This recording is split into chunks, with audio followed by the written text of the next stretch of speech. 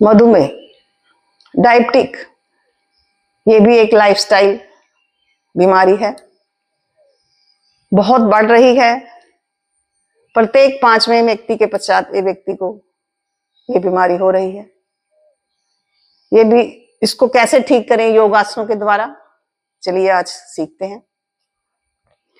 इसको हम पूरा कंट्रोल भी कर सकते हैं यदि हम अपना खान पान लाइफस्टाइल सही करेंगे। तो पहला आसन है वक्रासन।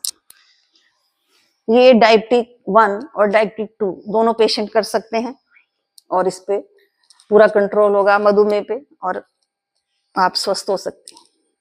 बाईं टांग सीधी रखें, दाईं मोड़ें,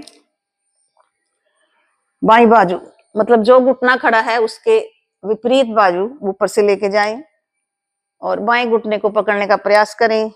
दाईं बाजू पीछे और पीछे की तरफ देखें। इस स्थिति में कम से कम 1 मिनट अवश्य रुकें। जो लगातार 5 मिनट नहीं रख सकते वो 1-1 मिनट करके इसको करें। इसके साथ आप कपालभाति प्राणायाम कर सकते हैं। ऐसे आपको प्राणायाम का लाभ भी मिलेगा और आसनों का लाभ, डबल लाभ होगा। अब दूसरी टांग सीधी करें, बाईं और बाईं टांग खड़ी करें और ये दाईं बाजू बाईं टांग के ऊपर से घुटने को पकड़ने का प्रयास करें और बाईं बाजू पीछे रखते हुए पीछे देखें। जो साधक घुटना नहीं पकड़ सकते वो धीरे धीरे डेली प्रैक्टिस से पकड़ने लगेंगे। उनका हाथ यहाँ जाता है, यहाँ तक जाने दें और डेली प्रैक्टिस करें। इससे आपका पेनक्रियास प्रेस हो रहा है और पेनक्रियास के रीजनरेट हुए सेल रीजनरेट हो रहे हैं। इस आसन से आपकी मधुमेह में लाभ होगा। दूसरा आसन है, इन आसनों को कम से कम 5 मिनट। अर्धमतेंद्र आसन। ऐसे बाईं टांग को मोड़ें, दाईं टांग ऊपर से और जो टांग ऊपर है उसके विपरीत बाजू ऐसे ऊपर से लेके जाएं और दूसरे घुटने को पकड़ने का प्रयास करें और दूसरी बाजू पीछे से ऐसे और पीछे देखें। इससे भी पेनक्रियास ब्रेस्ट होता है। ऐसे इसमें भी रुकें और कपालभाति प्राणायाम करें।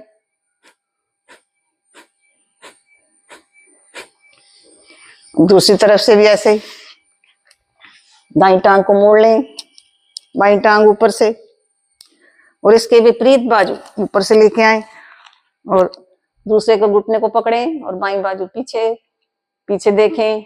इसमें भी कपालभाति करें।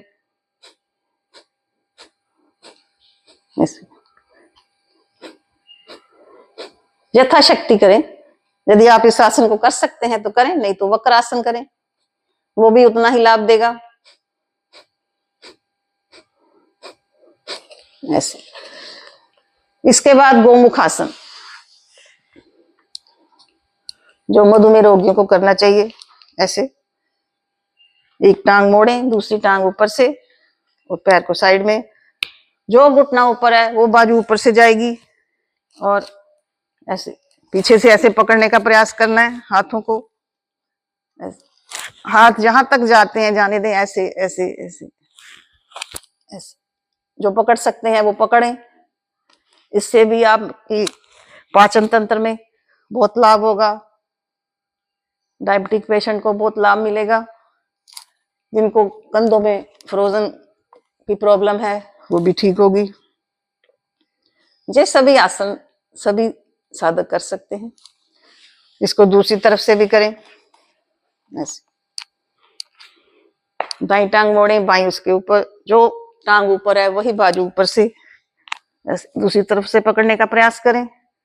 जितना हाथ ऊपर जाता है पकड़ सकते हैं उतना पकड़े, नहीं तो कपड़े की सहायता लेके पकड़ सकते हैं, रुमाल ले सकते हैं। इन सभी आसनों को आप 5 मिनट अवश्य करें, 1-1 मिनट के गैप से। अब करेंगे मंडूक आसन। वज्रासन में बैठे। जो साधक वज्रासन में नहीं बैठ पा रहे वो सुखासन में बैठ सकते हैं, टांगे सीधी करके बैठ सकते हैं और चेयर पे बैठ के भी कर सकते हैं।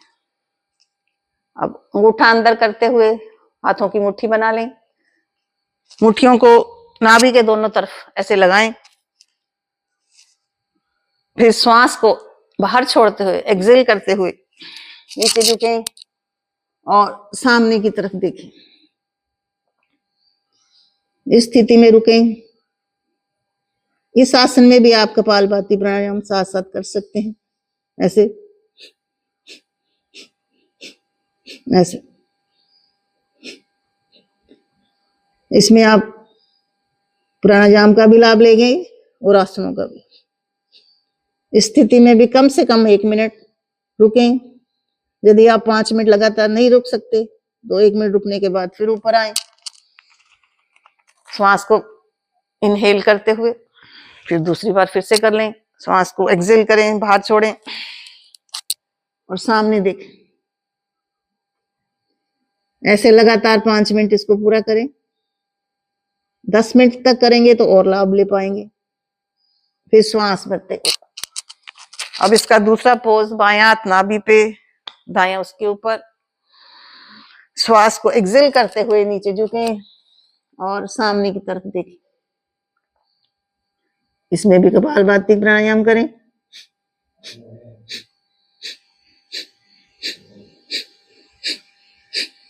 ऐसे फिर श्वास भरते। इन आसनों को आप कम से कम 5 मिनट और 10 मिनट तक अवश्य करें। मधुमेह में बहुत लाभ होगा। जिनकी मधुमेह 200, 500, 400 तक रहती है, वो रेगुलर करने से 100 तक आ जाए। इसके बाद पवन मुक्तासन, सीधे लेट के ऐसे लेट जाएं, घुटनों को मोड़ें, श्वास को बाहर छोड़ते हुए एक्सेल करते हुए सिर को दोनों घुटने के बीच में लगाने का, नाक को लगाने का प्रयास करें, ऐसे। इसमें भी रुकें। इसमें भी आप कपालभाति प्राणायाम कर सकते हैं। प्राणायाम का भी लाभ मिलेगा और आसन का। जिन साधकों के कमर में बहुत दर्द है, वो सिर नहीं उठा पा रहे, वो ऐसे सिर नीचे करके भी कर सकते हैं।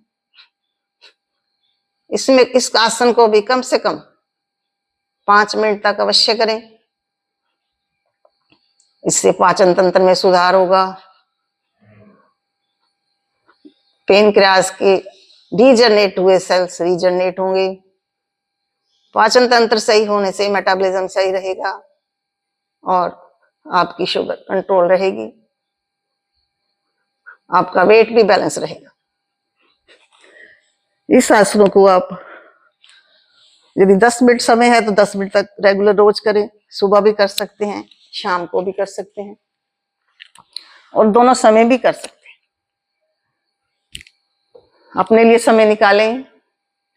इसके साथ आप रेगुलर 1 करेला, आधा खीरा, यदि छोटा है तो पूरा ले सकते हैं, और 1 टमाटर। इसका रोज जूस बनाएं, सुबह मिक्सी में चलाएं। इसमें आप 1 खट्टा फल, ऑरेंज भी डाल सकते हैं, मौसमी भी डाल सकते हैं, कुछ डाल सकते हैं, और थोड़ा सा सेंधा नमक। इस जूस को यदि आप रेगुलर सुबह खाली पेट लेंगे और 1 घंटे के बाद 1 घंटा कुछ नहीं लेना, तो आपका मधुमेह डायबिटिक, चाहे वो 1 है, डायबिटिक 1 है, डायबिटिक 2 पेशेंट है, बहुत ही लाभ मिलेगा। करिएगा इसको, रेगुलर आसनों को करिएगा और खाने पीने का ध्यान रखिएगा। एक्टिव रहिएगा, सैर करिएगा, स्वस्थ रहिएगा। नमस्कार।